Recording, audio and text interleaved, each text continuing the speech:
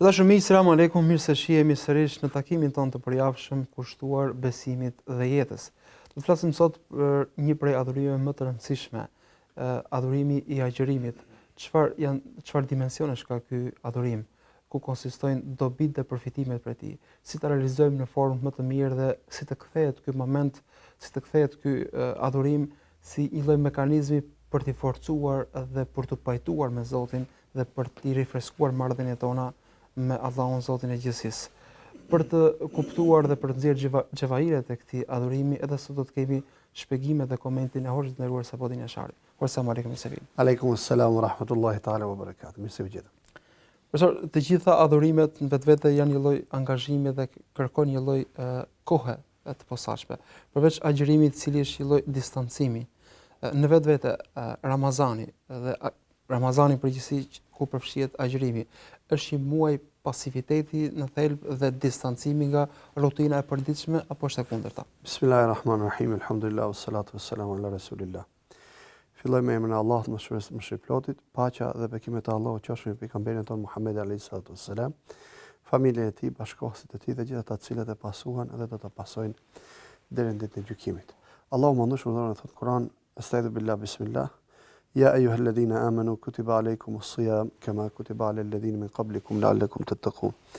O ju që keni besuar, ju është bërë obligim agjërimi juve, ashtu siç edhe atyre para jush, që ju t'jeni të devotshëm. Pra edhe ky një prej adhurimeve të hershme. Edhe ky me fjalë është nga adhurimet e hershme, madje mund të themi që 5 shtyllat e Islamit janë adhurimet e hershme, të vjetra, në kuptimin e fjalës me që i kanë pas gjithë profetët, Allahu më pa përshtim. Pa që ke letemi Ademi a.s. deri në ditët e tona, me deri tek profeti Muhammed, sepse këto janë format më adekuate, më të përshtatshme, më të plota, më të përsosura, për të realizuar adhurimin e Zotit që mbështeten mbi dy linja kryesore, bindja dhe dashuria, pra shprehja e dashurisë duke u bind dhe bindja për shkak të dashurisë ndaj Allahut të Mëndosur. Prandaj janë shtylla madhore të Islamit. Pra ju që keni besuar, ju është bërë obligimi juve agjërimi ashtu siç edhe atyre përpara jush, që ju të jeni të devotshëm. Çfarë thotë devotshmëri? Devotshmëri do thotë korrektësi. Korrektësi me Zotin, korrektësi me veten, korrektësi me familjen, korrektësi me gruan, me fëmijët, korrektësi me komshin, korrektësi me kolegët, me vëllezërit, me motrat, korrektësi me tokën, me rrugën, me punën, korrektësi me ajrin, korrektësi me gjallësat. E gjitha kjo me fe vetë është, le të themi, ky është finaliteti i agjërimit. Pra agjërimi synon ta kthej besimtarin në një, po themi, në një njerëz korrekt, të gjitha dimensionet e tij, e cili është prej pasaj natyrshëm. Pikërisht, shumë saktë. Domethënë agjërimi ka ardhur si muj trajnimi, si muj shkolle, shpirtërore, intelektuale, fizike, morale, aftësuese për të rikthyer edhe një herë marrëdhëniet gjithdimensionale të njeriut, atë vertikale me Zotin, me modelin që është profeti alayhi salatu wassalam dhe horizontale me gjithë krijesat e tjera, me i kthyri tek ekuilibri i korrektësisë. Tek ekuilibri i korrektësisë, pra është aftësim në vetvete, sa kaq i bie që agjërimi ka efektin e baticës dhe zbaticës për baticë. Pra tërheqje për të mësyer, për të sul, për të kaluar në mësymje. Në vetvete me agjërimi është një mundësi e madhe për çfarë? Për të tërhequr në vetvete një mujërisht, le të themi tërhiqemi nga bota materiale me disa elemente të saj. Bukur, po kjo tërheqje vetvete është edhe tërheqje në vetvete. Bukur për të futur thellë në brendësinë e shpirtit, për të konstatuar, si më thënë, për të identifikuar nivelin e vlerave pozitive dhe njëkohësisht edhe nivelin e vlerave ose me fjalë antivlerave, si më thënë, ose vlera negative, për të konstatuar ata dhe për ta futur me këtë shpirt në laboratorë një mujor të Ramazanit, për ta kthyer edhe një herë në nivelin e duhur, për ta kthyer në nivelin e duhur, për ta pastruar shpirtin, zemrën, për të pastruar edhe mendjen, për të rrhequr një vëmendjen tek prioritetet e ekzistencës njerëzore në lidhje me Zotin, me njeriu, me botën tjetër, që e gjitha kjo vetvete është një mundësi, një le të themi kohë që të rigjenerimit marrëdhënieve, si më thënë, për të mësyer pas mujit të Ramazanit, madje edhe gjatë mujit të Ramazanit. Do me thënë, ne një muj rjesht përgatitemi se si të jemi më korrekt me Allahun e Madhërisht dhe më korrekt me krijesat e tij në këtë muaj të begat, në këtë atmosferë e cila përbohet çfarë? Përbohet me fjalë nga agjërimi, i cili do të thotë heqësh dorë nga të ushqyerit, të pirit dhe marrëdhëniet intime bashkëtorë, nga agimi deri në perëndim të për hatrin e Zotit dhe vetëm për hatrin e Allahut të Madhërisht. Pse kjo atmosferë shto pastaj edhe vlerën e punëve të mira, vlerën e namazit taraviz, vlerën e sunetit, vlerën e leximit të Kuranit, vlerën e duaz, vlerën e sadakas etj. Kjo atmosferë që të jetë atmosferë e volitshme, nxitse dhe stimuluese për njeriu për të realizuar edhe një herë këtë trajnim. Për shembull, kur shkojmë në një trajnim sa ose në një shkollë caktuar një mujore, dhe thuhet ti që këtu i ke të gjitha kushtet që ti të marrësh atë qëllim për cilin ka ardhur. Për shembull, do shkosh në një trajnim për le të themi administrim ose komunikim. Dhe do shkosh në një atmosferë që i ke të gjitha të ngrënit, të pirit, të ndëjtmit, pushimin, arktimin e gjithë me radhë. E rëndësishme është që ti të punosh fort, që të aftësohesh për çfarë? Për komunikim ose për administrim. Kështu është puna e Ramazanit. Ramazani, agjërimi Ramazanit çfarë synimi ka? Është të të aftësoj për të qenë korrekt.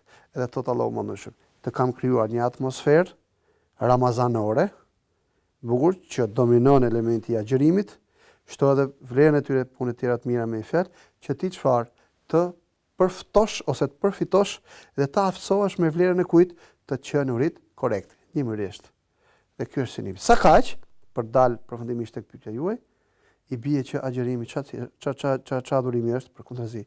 Jo vetëm që nuk është le të themi agjërim inaktiv ose pasiv, përkundrazi përfaqëson një nga mekanizmat më madhor të aftësimit të njeriut për të qenë proaktiv, produktiv, aktiv, punëtor, i zellshëm, le të themi dobi prurës brenda në shoqëri.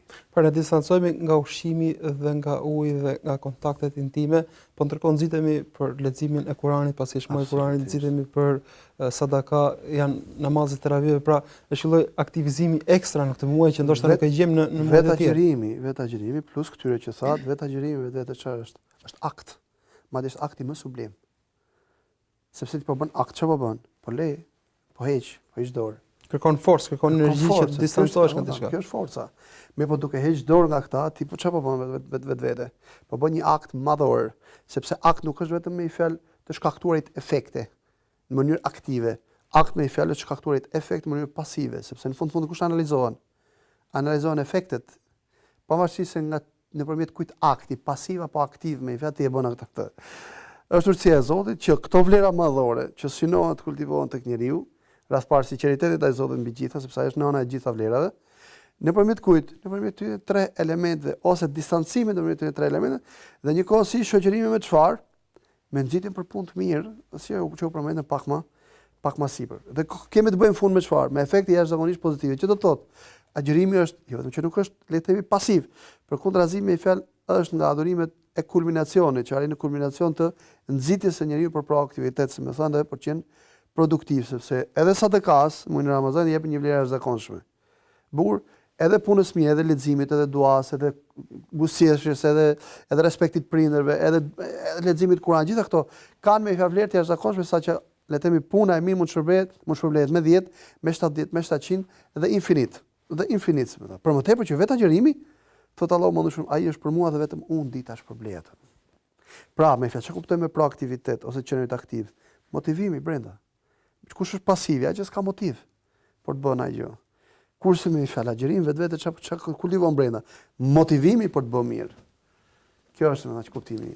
Ndërkohë profesor, bota moderne sot e ka tejkaluar, po themi, nivelin e ngopjes fizike, nëse themi, pra nuk është se në botën moderne sot ka uri apo etje. Njerëzit e kanë ngopur trupin e tyre, e kanë ushqyer. Mirpo janë në kërkim të vazhdueshëm të ushqimit të shpirtit të tyre, duke përhapur edhe forma të ndryshme si jogat apo meditime të ndryshme. Ndërkohë që agjërimi vjen si etje dhe uri për trupin, po ndërkohë si energji dhe ushqim për shpirtin. Si realizon agjërimi dhe Ramazani veçanërisht atë që bota sot po e kërkon në çdo qoshe? Vjen agjërimi muajit Ramazanit dhe na thot o njeri, ti nuk je vetëm trupi edhe shpirt. Allahu mandushëm, le të themi, sekretin e njeriut ka vendosur shpirtin e tij. Dhe ashtu siç trupit i ka vendosur ushqim, edhe shpirtit i ka vendosur ushqim. Dhe na thot një poet arab, ja khadim el gjismi kem tes'a li khidmetihi, e tatlubu rribha fima fihi khusranu. Aqbil ala nafsi wastakmil fadailaha, fa innaka bin nafsi la bil gjismi insanu. O ti njeri, sa lodhesh ti në shërbim të trupit tënd. Ktheju shpirtit tënd, ja khadim el gjismi kem tes'a li khidmetihi, a kërkon me i fa që ti ta fitosh, për të jesh i fituar në diçka që ti domosdoshmë je i humbur, ke për ta humbur trupin. Prandaj ktheu shpirtit tënd dhe plotsoj vlerat e saj, sepse ti me shpirt dhe jo me trup je njeri. Pra njeriu me shpirt është njeri. Përndryshe aspekti fizik me efekt ka të njëjtë me gjithë qenet e gjalla të tjera. Sa ka që Allahu mandushëm shpirtit ka vendosur ushqim special, ushqim të veçantë.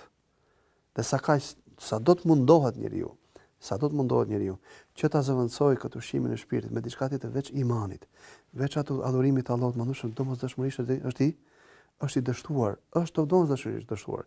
Prandaj kur e pyetën pejgamberin sa për shpirtin, çai tha Allahu mandushëm, të pyesin ty për shpirtin, thuaj shpirti është çështja e Zotit. Në ç'aspekt është çështja e Zotit?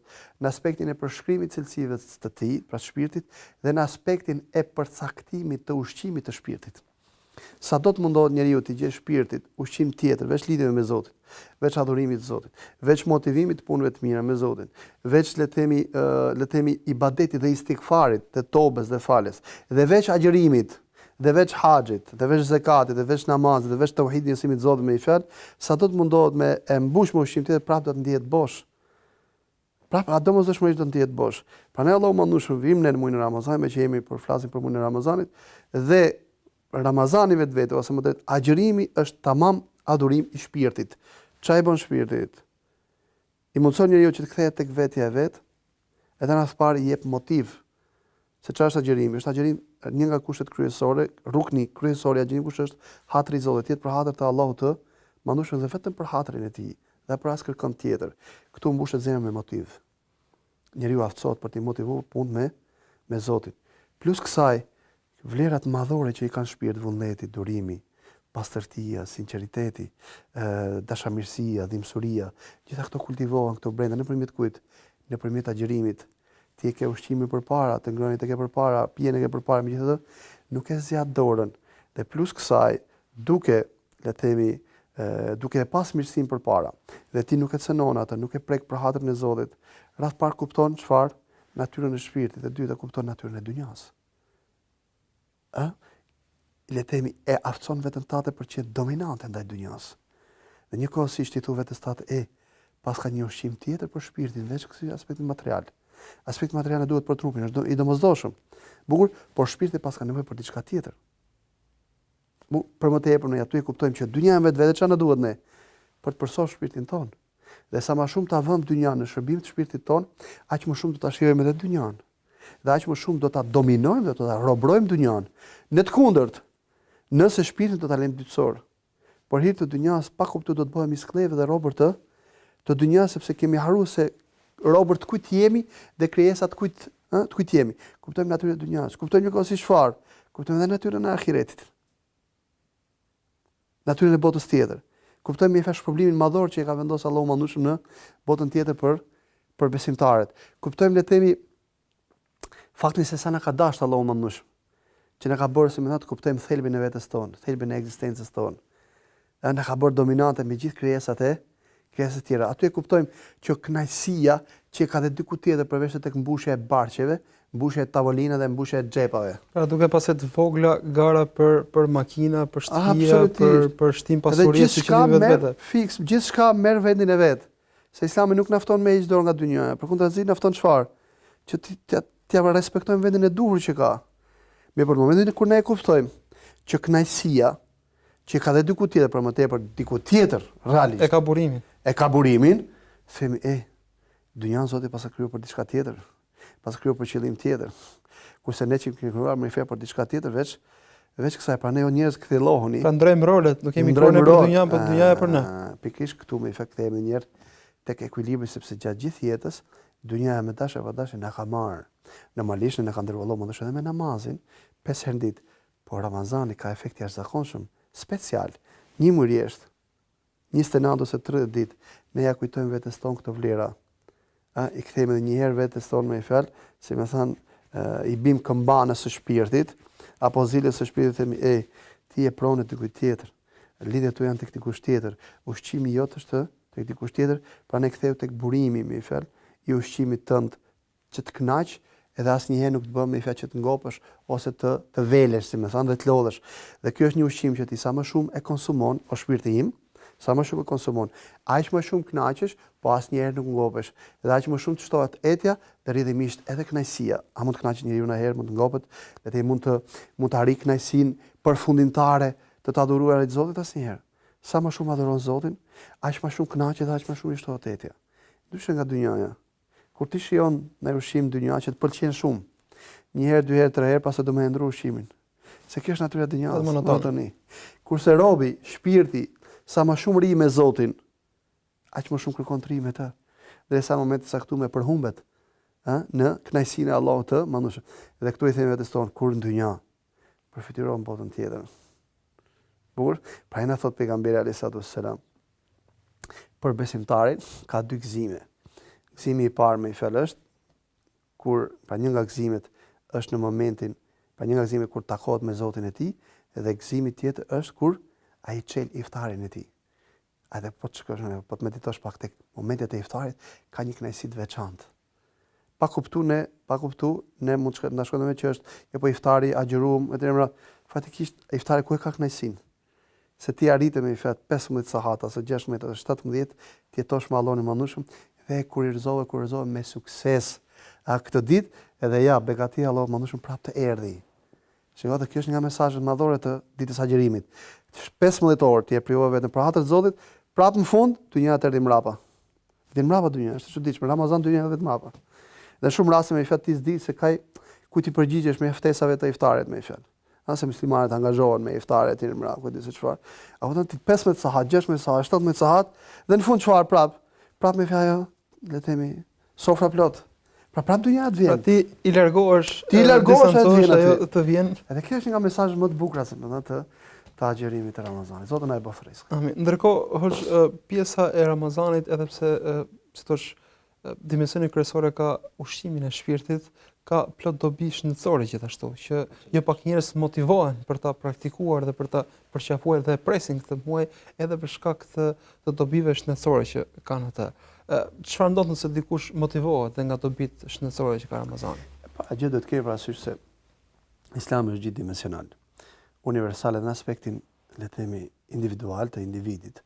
Domethënë është universale gjithëpërfshirës të mendjes tij, të shpirtit tij, të ndjenjave të tij, të emocioneve të tij dhe të trupit të tij dhe të shnetit të tij dhe të moraleve të tij.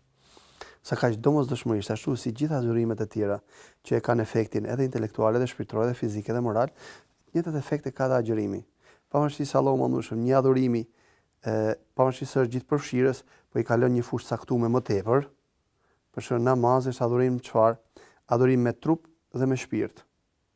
Bukur dhe me mendje. Mendja është dominante në namaz. Dhe shpirti dhe trupi janë pasues. Bukur wal dhikrullah, kujtimi i Allahut. Me çfarë kujtojmë Allahun me mendje? Dhe kjo është komunikim që kërkon. Është komunikim fokus dhe vetdijet vazhdueshme. Janë të shpëtuar besimtarët të cilët në namaz janë të përkushtuar. Janë aty. Bukur, me mendjen e tyre dhe me shpirtin e tyre. Shihni, mendja pastaj.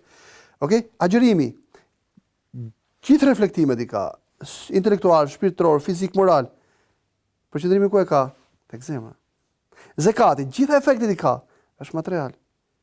Haxhi, gjitha efektet i ka, kur kthehemi nga haxhi, zemra me fjalë në zmadhu, me fjalë në aspektin kuptimor. Po çfarë efekti ka? Efekt shoqëror, efekt identitar, global, universal. Dhe nga kjo pastaj vjen efekti, nga këtu vjen, si më thënë, domethënë, por a ka efekti shpirtëror? Absolutisht, shëndetësor, absolutisht po. Është e vërtetuar, madje kemi transmetim pejgamberit sa zëm, pavarësisht se nuk është hadith shumë i saktë, sumu tasihu. Agjëroni me fjalë që të bëni të shëndetshëm. Po gjithsesi, më thënë, edhe nëse s'ta kishim këtë hadith, vetë fakti që Allahu mëndush e ka ngritur agjërimin deri këtë nivel tregon që i ka gjitha efektet. Dhe ajo është e vërtetuar, si më thënë. Është e vërtetuar.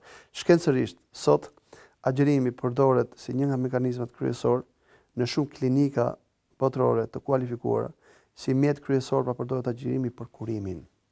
Madje sot kemi fakte, edhe njerëz që e njohim, që kanë përdor agjërimin, atë le të themi mënyrën e të ushqyerit, sepse agjërimi vetë është mënyrë të ushqyerit. Në aspektin kohor, në aspektin cilësor. Çfarë thot pejgamberi sallallahu alajhi wasallam? Në iftar hani pak, në syfyr hani shumë. Sepse ke ditën përpara. Fatikisht edhe shkenca çfarë thot? Kur hahet më mirë? Kur do në mëngjes. Ushqeni mirë. Ushqeni mirë, ndrek pak më pak, ndark. Bukur. Sot ka fakte, kemi edhe prova, kemi edhe njerëz që i njohim. Kanë përdorur me stilin të ushqyerit për të kuruar autizmin. Edhe autizmin ke fëmijët.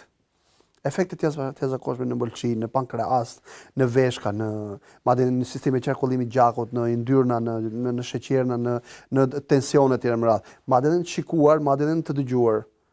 Bukur dhe në gjëndrat me efekt të ndryshme në limfatike me efekt që janë në trup. Megjithatë, kjo është pasojë.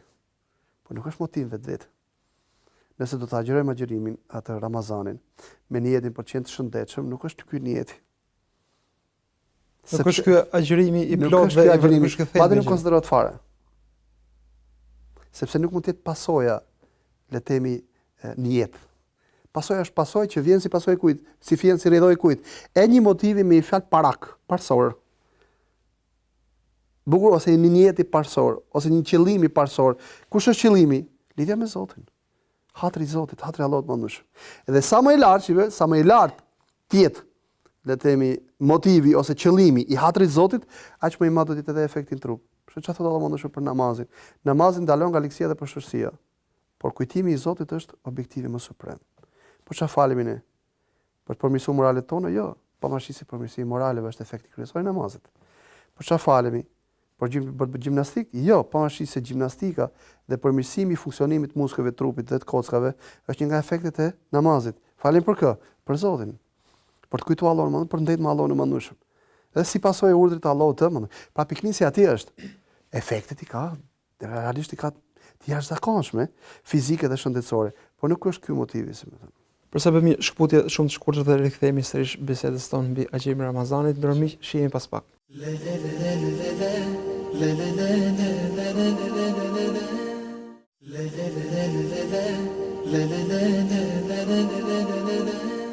Ja kur rikthyem sërish miq në këtë pjesë të dytë do të fokusohemi tek dobit e agjërimit, veçanërisht agjërimit muajit të Ramazanit. Profesor, terapitë ndryshme zhvillohen për ditë mbi po themi mbi durimin, mbi vetdisiplinimin, mbi vetpërmbajtjen, sepse njerëzit kanë nevojë për këtë dimension. Ndërkohë muaji i Ramazanit gjithashtu e përfshin këtë aspekt. Si realizon konkretisht Ramazani s'është vetë kontrollin e njeriu? Vetë pejgamberi alayhisalatu wassalam Ramazani ka quajtur muajin e sabrit. Muaji i durimit. Muaji i durimit. Gjithashtu ulemat ton, duke pas parasysh vlerat që kultivon agjërimi muajit Ramazanit, i kanë dhënë emërtime. I kanë thënë muaji i sabrit, i durimit, muaji i vullnetit, muaji i sinqeritetit, muaji i sadakas, muaji i bujaris, muaji i adhurimit, etj. I kanë dhënë këto cilësi. Pse? Sepse gjitha këto cilësi i kultivon, le të themi, agjërimi i muajit të Ramazanit. Tash i përfitironi. Një muaj ditë, 29 deri në 30 ditë, ne kemi ushqimi përpara, pijem përpara, le të themi, kemi elementet më të domosdoshme. Kemi gjithë llojet e mirësive përpara, gjithë llojet e mirësive, dhe ne frenojmë veten tonë. Dhe askëkush nuk na detyron që ta bëjmë diçka të tillë. Nuk është me imponim material. Vetëm për hatër të kujt, të hatër të Allahut të mëndueshëm. Shumë mirë ka të mundur njeriu që ta mbylli derën, të hajë dhe të pi dhe del për jashtë dhe të thotë çfarë. Unë jam agjëruar, megjithatë nuk e bën. Tash i përfitiro. Psikologët thonë, për ta kultivuar dhe për ta, le të themi, përvetësuar një cilësi të caktuar mjafton një javë trajnim. Allahu më thotë thotë kam vendosur 29-30. Pse? Se nuk ka si synim thjesht me, le të themi, me dan argument që ti mundesh, por ka si synim me ta farktu. Me ta bë pjesë të karakterit, si më thënë, një pjesë të fortë, ta bë pjesë të fortë me fjalë të karakterit dhe të personalitetit. Një murisht ne i rezistojmë, si më thënë, por le të themi të kënaqë dhe të pirë. Por një murisht çfarë? I rezistojmë edhe kujt? Edhe të dëgjuarit haram, edhe të shikuarit haram, edhe të folurit haram, edhe të sjellurit haram. Një murisht i rezistojmë madje edhe kujt? Edhe të ndjerit haram. Një murisht ne i themi zemrës tonë, ti e ke shkurëzuar me plotësisht zilin, hasedin, smirën, menimasin, vetëpëlqimin, dashakeqësinë, paragjykimin, gjitha, bukur, dhe kemi të bëjmë, si më thënë, tamam me një, le të themi, shkollë, universitet, që le të themi imunizues të plot të gjithë qenies njerëzore, edhe në aspektin e barkut dhe të gjuhës, edhe në aspektin e shqisave, edhe në aspektin e ndjenjave dhe të emocioneve. Pra na thonë ulemat tonë, agjërimi është 3 nivele, thot Imam Gazaliu, Zoti më shëroft, agjërimi i barkut dhe i pjesëve të turshme.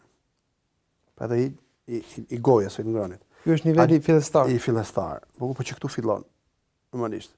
Dhe është i domosdoshmi. Niveli i dytë është agjërimi i syve dhe i veshëve dhe i gjuhës, dhe i gjymtyrëve, i shqisave, si më thënë. Agjërimi i tretë është agjërimi i zemrës. Barku dhe goja dhe le të themi pjesët e turshme agjërojnë nga instiktet e përditshme, ngrënit, pirit, marrëdhëniet intime. Syri, veshi, goja, gjuha me fjalë, agjërojnë nga çfarë? Nga të parit haram, quhet haram, përgojimi, shpifja etj.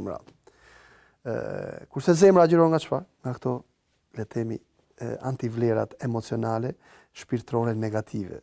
Rreth parë kush është syfajësia, hipokrizia, shirku, kufri, Zoti na ruaj, mendemasia, vetëpëlqimi, smira, paragjykimi, dashakeqësia, urrëtia etj. Gjitha këto, si më thonë, vetëm sepse nëse agjërojnë me fjalë barku dhe goja, dhe pjesët e tyre, dhe shqisat, dhe nuk agjëron zemra. Për na thot pejgamberi alayhis salam, i thanë që 2 gra agjërojnë. Ishte ditë me fjalë, ditë vullnetare agjërimit. I tha pejgamberi sa se më sillni këtu. I sollën. U vendosi një enë përpara dhe i tha, nxirrnja, villi. I futën gishtat dhe vollën, duke që ishin agjërueshëm, dhe nxorën gjak edhe copa mishi. U çuditën sahabët nga doli kjo. Tha ata, pa këto gratë kishin privuar veten nga halali i Zotit. Me privu veten nga ushqimi, bukur, dhe e kanë prish agjërimin me haramin. Kush ishte? Përgojimi. Dhe shpifja. Ishin ulur me njëra tjetrën, merr në përgoj këtë, merr në përgoj atë, pse nga çfarë si pasojë kujt? Si pasojë vetëpëlqimit dhe mendmasisë. Pa ne jemi agjërueshëm. Po filana nuk agjëron, filana nuk agjëron, filana nuk agjëron, filana nuk agjëron. Përgojimi vetë shillojnë në çmim për tjerë. Absolutisht po. Dhe është konsideruar nga mëkatet më të mëdha në Islam, pavarësisht se nuk kanë dëshkim penal, konsiderohen nga mëkatet më të mëdha. A nuk doni me hjalë ju thot Allahu më shumë Kur'an që nëpërmjet përgojimit hani, si pasojë përgojimit hani mishin tuaj, mishin e vlllaut tuaj të vdekur, deri këtu për shkon, le të themi efekti dhe ndikimi. Por kjo të përgojuarit tani si pasojë kujt? Ne jemi agjërueshëm, pasi pasojë vetëpëlqimit. Pra unë agjëroj, ai nuk agjeron, pra unë jam më i mirë se sa ai, si ç'a bën unë, ai po ha kështu, po ha si ashtu. Pra ne edhe besimtari, gjatë muajit Ramazanit, veçanërisht në aktualitetin ku jemi ne, mos angazhohemi shumë me ata që nuk agjërojnë. Ata ka një Zot me fjalë që e di vetë se si bën me ta. Muslimani duhet angazhohet maksimisht me çfarë? Me realizimin e plot të nivelit maksimal të vlerave të agjërimit të tij. Nëpërmjet kësaj shkolle, nëpërmjet këtij frenimi, nëpërmjet kësaj përpjekje të vazhdueshme për predominancë dhe prevalim mbi nefsin, mbi veten dhe veset e saj, muslimani me gjitha këto kërkojnë çfarë? Po nuk patë durim, po nuk patë vullnet, arrin dot, nuk arrin dot. Dhe sa do të përpiqet njerëzia që të shpiki mënyra, forma, terapi, për të kultivuar durimin, për të kuruar varësinë ndaj alkoolit, ndaj bixhozit, ndaj pirjes duhanit, ndaj etj. Me radhë, më thënë, sa do të mundohet zëvendësoj agjërimin, të gjitha këto përpjekje janë të shtuara. Madje vetë ata që janë marrë me terapira të ndryshme, kur kanë arritur tek agjërimi, kanë gjetë edhe e kanë shpejt që kanë gjetë një mrekulli të jashtëzakonshme. Edhe sot përdoret agjërimi si një nga mekanizmat kryesorë terapeutike të kurimit të varësive të ndryshme ndaj duhanit, ndaj alkoolit, ndaj bixhozit etj. Me radhë. Ndërkohë, profesor, shpesh ne kemi mirësi të vazhdueshme gjatë ditës tonë, si ushqimi, shpesh ne zgjedhim restorante të ndryshme se cilat janë shijet më të mira. Këto janë begati dhe mirësi që ne i kemi për ditë, mirë po ndoshta dikush tjetër nuk i ka fare, ndoshta nuk ka as minimumin e tyre. A është i prej synimeve dhe objektivave të agjërimit, veçanërisht muajit Ramazanit, që të na përkujtoj për këto mirësi që ne i kemi dhe për këto mirësi që të tjerëve ndoshta ju mungojnë skajshërisht. Një nga vlerat më madhore që kultivohen muaj Ramazanit, agjërimi, si më thënë, që ne e shijojmë kur çelim iftar, është vlera e shukrit dhe falënderimit ndaj Allahut më shumë. Mo aty e kuptojmë ajetin kuranor Elhamdulillahi Rabbil Alamin. Falënderimi i takon Allahut, Zotit i ploti, falënderimi i ploti takon Allahut Zotit të gjithë botrave. Jusufi alayhis salatu wassalam agjironte shpesh. Ndërkohë që ishte administratori i hambarëve të tokës, i thanë, pse po agjiron kaq shumë? Ndërkohë që ti ke tha agjeroj një ditë po dhe një ditë jo. Sepse kur agjeroj, ndjej dhimbje dhe therrin e etis dhe të urisë dhe më kujtohen njerëzit e vobek dhe nevojtar. Dhe më shtohet mëshira për ta, dhe dhimbësuria për ta, dhe aftësia për solidaritet me fjalë gatishmëria për solidaritet ndaj tyre. Dhe atë ditë që ha, i shijoj mirësitë e Zotit dhe kthehem dhe falenderoj Allahun e Madhëshëm për mirësitë e tij. E privojmë veten tonë 16 ose 17 orë ose 15 orë, apo 14 orë ndihmë, 13. Burr, nuk është kollajt me ndet. Pa i kemi mirësitë përpara dhe në gjithë sa kohë çaj themi vetes, shumë njerëz janë nevojtar, nuk i kanë. Krahun tjetër themi, o Zot faleminderit, sa i fuqishëm dhe sa i madh dhe sa bujari je. Që ke kriju gjithë këto mirësi dhe nuk kemi ditë të vazhdojmë mos dim se si do të falenderojmë. Njeriu kur e vlerëson diçka ashtu siç duhet, kur nuk e ka. Kur nuk e ka, kur privohet nga ajo nuk e ka. Thot me një fjalë Ebu Bekr Siddiku radhiyallahu anhu warda, thot për shnetin el-sihhatu tajun ala ru'usil asihha la yaraha illa al-marda. Shëndeti është një kuror në kokat e të shëndetshmive që nuk e shikojnë përveç të smurët. Sepse ata ja din vlerën. Ata ja din vlerën. Dhe në momentin kur njeriu privohet, normalisht besimtari e falenderon Allahun mëndoshe, kur ha mëngjesin, kur ha deri kur ha darkë. Por ndryshe është ndjenja e falënderimit kur shkem tek iftari. Dhe çeli me bismillah me dua speciale me fjalë të veçantë. Dhahaba adh-dhama wa abtalat al-uruq wa thabata al-ajr bi idhnillah. Etja hiku, damarët u njomën dhe me lejen e Allahut të Madhëshëm shpërblimi ka shkuar tek Zoti, është regjistruar tek Allahu i gjithësisë. Me fjalë me emrin e Allahut ne po e çelim, me mirësinë e tij me fjalë po e prishim, le të themi agjërimin tonë dhe po çelim. Këtu e kujtojmë Allahun e Madhëshëm dhe e kujtojmë për mirësitë e tij të pafundme. Madje mundohemi që të futemi thellë në ato mirësi për të parë me fjalë mrekullinë e Zotit në ushqimin e Allahut të Madhëshëm. Dhe kjo është një shkollë, agjërimi është një shkollë jashtëzakonshme që kultivon ndjenjën e falënderimit ndaj Allahut të Zotit dhe Zotit gjithësisë. Profesor, nga të gjitha këto na çojnë tek si thua vetëdijësimi për raportet që ne duhet të kemi me Zotin e gjithësisë, pra me forcimin, me rifreskimin e këtij raporti. Në mbyllje të këtij takimi, nëse mund të na jepet një panoramë se si forcohet dhe se si në fund të këtij adhurimi, në fund të këtij muaji, si ndryshon raporti i besimtarit me Zotin e tij. Ne kemi dy stacione, le të themi, të rëndësishme lidhje me këtë temë, që na përfaqësojnë dy argumente hynore, njëri ajet kuranor dhe tjetri hadith profetik, që janë shumë koncize dhe shumë të drejtë për drejtë. Thot Allahu mëndshëm, o ju që keni besuar, ja ayyuhalladhina amanu, kutiba alaykumus siyam, kama kutiba alal ladhina min qablikum la'allakum tattaqun. O ju që keni besuar, ju është bërë obligim agjërimi, ashtu siç edhe atyre para jush që ju të arrini devotshmërinë. Ç'është devotshmëria? Devotshmëria, siç tham pak më sipër, është përgatitesh dhe të aftësohesh për të qenë korrekt me Allahun e Madhëshëm. Dhe këtë s'mund ta bësh vetëm se nëpërmjet kujt?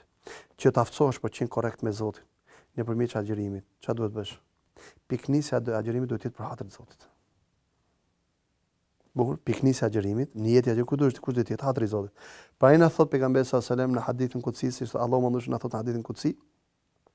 Pra transmeton pejgamberi sallallahu alajhi wasallam na thot në hadithin kutsi, kullu amal ibn Adam lahu illa as-siyam, fa innahu li wa ana ajzi bihi. Çdo punë e birit të Ademit është për të. Pa ka pjesë nefsi aty brenda, po është rahmeti i Zotit që përveç agjërimit, ai është për mua dhe vetëm unë di me fjalë tash shpërblet. Dhe vetëm unë di tash shpërblet. Çdo adhurim ne njerëzit na identifikojnë përveç agjërimit. Ke mundësi me fjalë me agjëru, pa ta marrë vesh kas kujkush. Do thuash me drejt, po vjet dikush të obligon, të detyron, të kërcënon me e prish. Aty me fjalë nuk quhet i prishëm agjërimi. Edhe nëse ti ha dhe pi, duke qenë i detyruar, agjërimi nuk konsiderohet i prish. Sepse agjërimi ka dy elementë kryesorë, jo vetëm heqja dorë nga ndonjë prirje, po edhe kush është niyeti. Dhe në momentin që dikush të detyron që ta prishësh, ti sikur nuk e ke prish fare. Pra ne ke pasur edhe në kohën e komunizmit me mira njerëz, me shqiptar që kanë agjëruar. Pavarësisht momentit të caktuar janë detyruar që të hanë karamele ose të pinë ujë, prapë kanë qenë agjëruar. Pra ti mund të jesh agjërueshëm dhe s'ta merr vesh askërkush. Mirë, po sa e bën këto 20, 29 ditë, 30 ditë. Po duke më tepër si agjërimi shpirtit dhe këtij raporti si më dhe që nuk shkputet, se sa thjesht distancim. Kurse trupi, agjërimi i trupit është shenjë e agjërimit të shpirtit. Po është shenjë domosdoshme, nuk mund të heqësh dorë se ka urdhëruar Allahu më ndosh.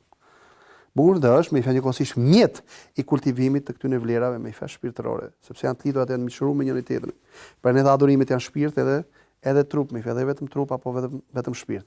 Sa kaq, ti të është obliguar agjërimi që të arrish devotshmërinë. Burr, që të thotë devotshmëri ti është korrekt me Zotin. Ka interpretime të tjera dhe ka përkufizime të tjera me fjalë. E rëndësishme, devotshmëri takwa do thotë korrektësi. Si arrihet kjo korrektësi? Duke e motivuar punën tënde vetëm me Zotin e Madh.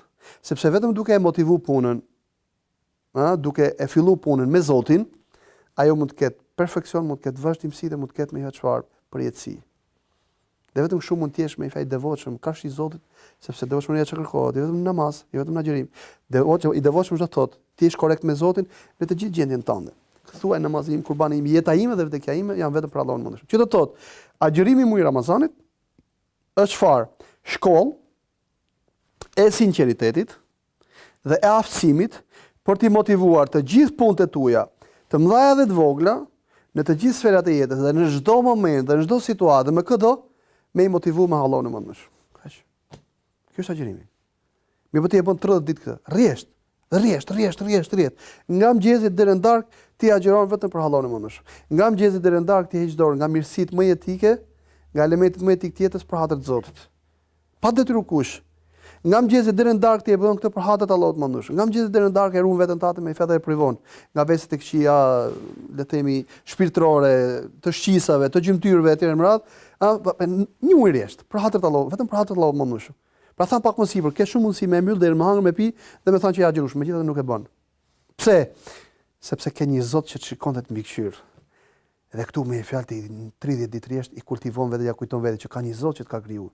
Ka një Zot që të shikon, ka një Zot që të mbikëqyr, ka një Zot që din gjithë gjendjen tënde, ka një Zot që din me fjalë edhe rrahjet e zemrave, madje edhe shikimet me fjalë tradhtare. Ose shikimet me fjalë me bishtyrit. Edhe ato i din Allahu. Pra 29 ditë ose 30 ditë rresht ja kujton Allahut më vetes tande këto cilësi dhe atributë të Allahut mëndshëm dhe ngrihesh në nivelin më të lartë të konceptimit këtyre cilësive dhe atributeve dhe të ndijimit tyre, dhe i ndijon, i shijon. Një mërjesht e motivon jetën tënde me atrin e Zotit gjithësisë. Pra, nga mëngjesi, nga agimi deri në akşam, derisa ti me fjalë për hatër të Zotit e ke privuar vetë. Pastaj për hatër të Zotit falesh, për hatër të Zotit lexo Kur'an, je i impenjuar për shku të falesh taravit.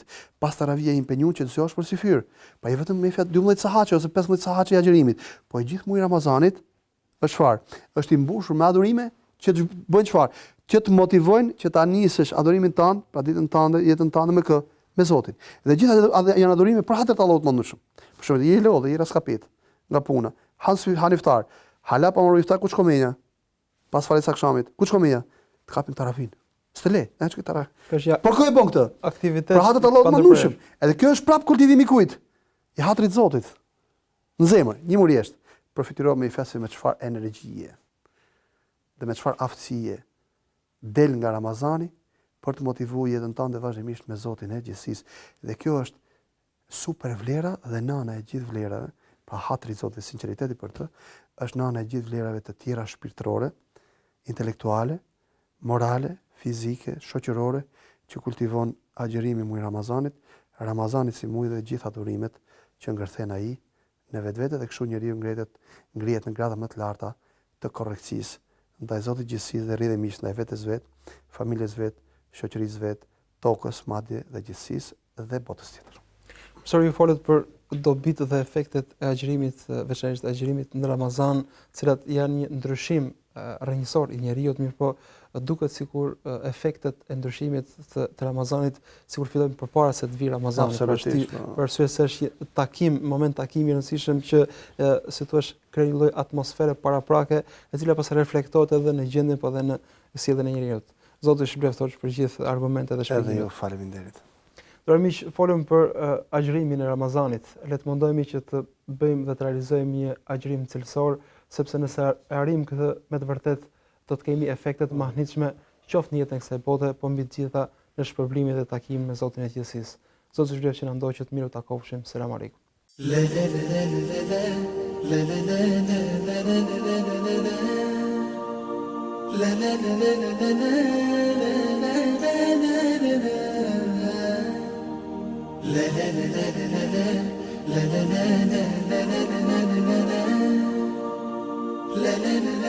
la